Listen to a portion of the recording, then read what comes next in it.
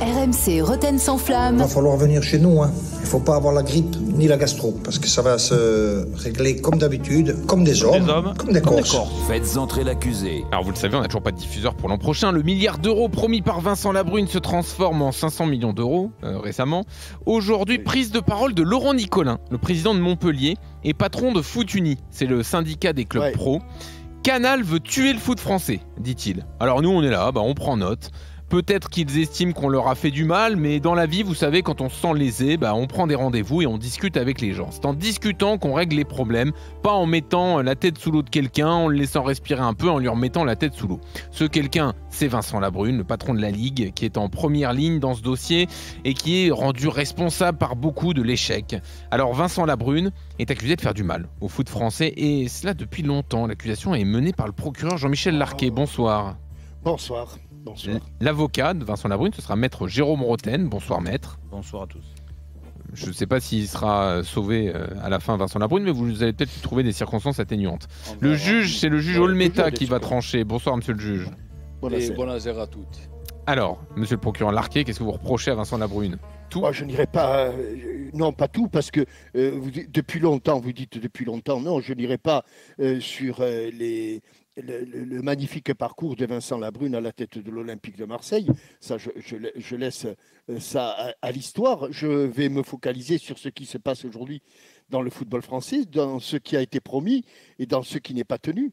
Bon, il y a un président de la Ligue qui est arrivé avec en bombant le torse en disant voilà, nous allons obtenir 1 million et puis vous avez un petit problème de trésorerie, mais je veux vous trouver un gentil mécène qui va vous donner 1,5 milliard pour finir l'année et que l'année soit tranquille pour vous. Mais enfin, il n'avait pas tout dit, c'était pas véritablement un mécène, c'était de l'argent qui a été prêté à un taux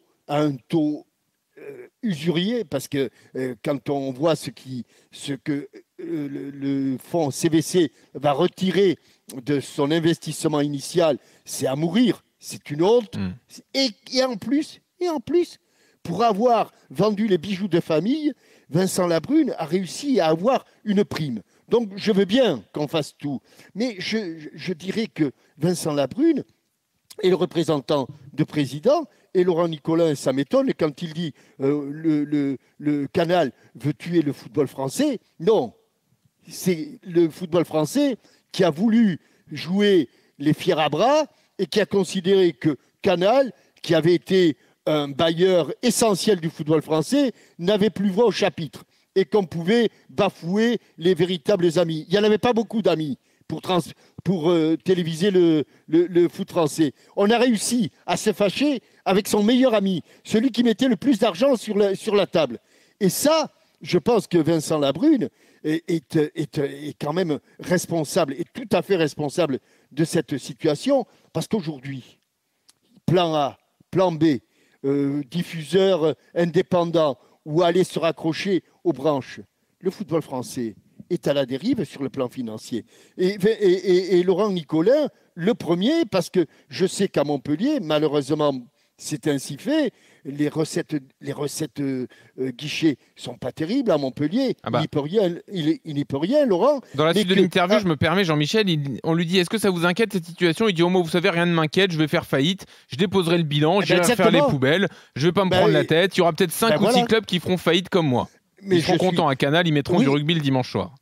Mais Canal n'a jamais dit qu'il était le sauveur du football français et qu'il allait être l'assassin du football français. Le football français n'avait qu'à être un petit peu plus humble, et M. Vincent Labrune en premier, parce que comme ventilateur, il se pose un petit peu là. De 1 milliard, on passe à 500 millions, mais 500 millions auxquels il faut retirer quand même encore beaucoup d'argent.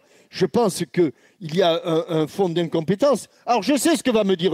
oui, mais là, il faut conclure, justement, pour savoir ce qu'il va vous dire. La partie adverse, ce qu'il va me dire, c'est que les présidents de clubs, et Laurent Nicolin en est la preuve, ont voté pour ça, et qu'ils étaient contents de ça. Maintenant qu'ils assument, eux et Vincent Labrune, qui a été incompétent en la matière. Allons-y, maître Roten. Comment vous défendez votre client?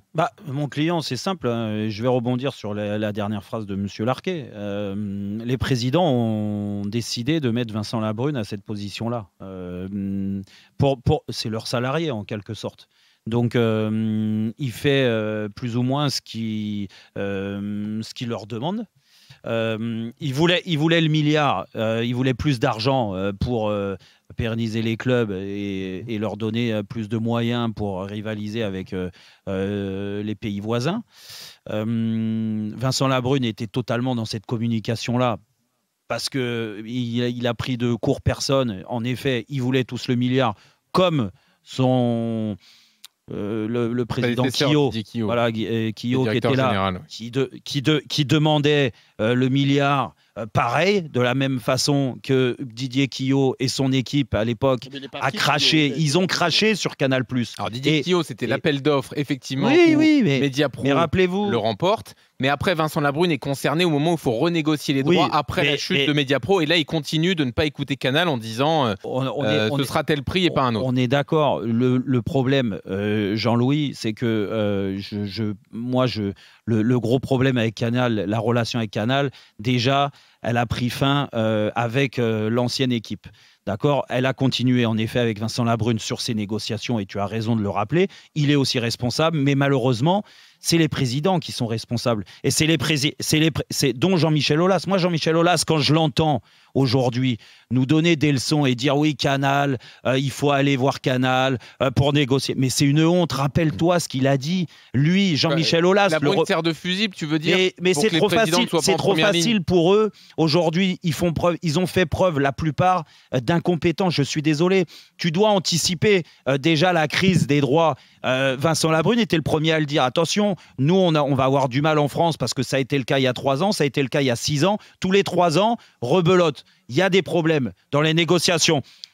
Après le Covid, ils voulaient tous arrêter de jouer au football. C'est pas Vincent Labrune qui a arrêté les matchs de football. D'accord ? Donc c'est trop facile de balancer Vincent Labrune en disant ouais, c'est cet homme-là qui fout le bordel aujourd'hui et qui nous a annoncé, qui est un doux rêveur, qui nous a annoncé. Le Covid. Comment ? Oui, quand il est arrivé, Vincent Labrune, c'était à ce moment-là. Et aujourd'hui, en effet, on va lui reprocher CVC, on va lui reprocher cette fameuse prime qu'il a pris. Il a travaillé et les présidents étaient contents d'avoir CVC qui a sauvé pour la plupart beaucoup de clubs de Ligue 1. Ils ont vu trop gros, ils ont voulu plus d'argent et faire patienter et mettre de côté les historiques qui diffusaient la Ligue 1. Aujourd'hui, tout le monde est braqué. Le montant, il ne va pas arriver. C'est pour ça que Vincent Labrune a communiqué de la sorte en disant écoutez, aujourd'hui, on est plus aux alentours des 500 millions. Si on arrive déjà à mettre 500 millions plutôt que du 1 milliard. Donc, je suis désolé, les responsables, c'est les présidents de clubs de Ligue 1 et en particulier M. Aulas.